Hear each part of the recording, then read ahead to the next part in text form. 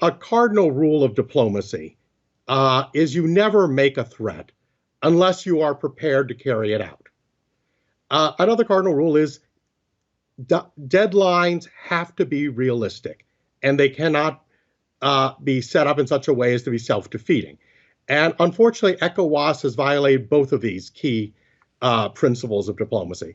First, the deadline was set way too long, a week, which gave the junta time to entrench itself,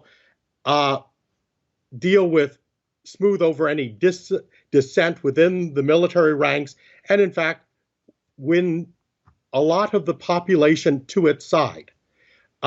So they probably shouldn't have set a deadline that far ahead.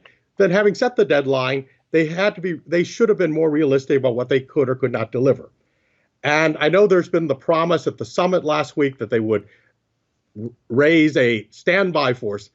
Standby, it should have been ready already, but a standby force of 5,000 with no indication of where they were coming from, when they were coming together, and to what end, even if 5,000 were sufficient. And I say this with a bit of experience. When I was special envoy of the U.S. for the Sahel, just before I was appointed, ECOWAS made a grand announcement in the end of 2019. Beginning of 2020, they actually briefed it to the UN Security Council that the regional body was standing up on its own, self-funded, $1 billion anti-terrorism joint force that by 2024 was going to eliminate terrorism in the region. This force has yet to materialize, and we are in 2023. So forgive me a bit of skepticism about what kind of force they're going to raise quickly. You do sound skeptical. What kind of force would you envision? What would make a difference for this kind of force to actually make a concrete difference?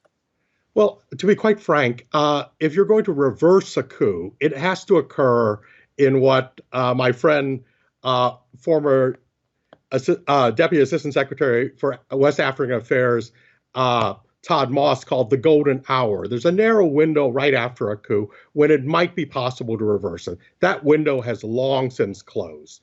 It's very, very difficult for an outside force to come in a situation like this unless there's support within the country for that force. Otherwise, you're talking about an actual invasion.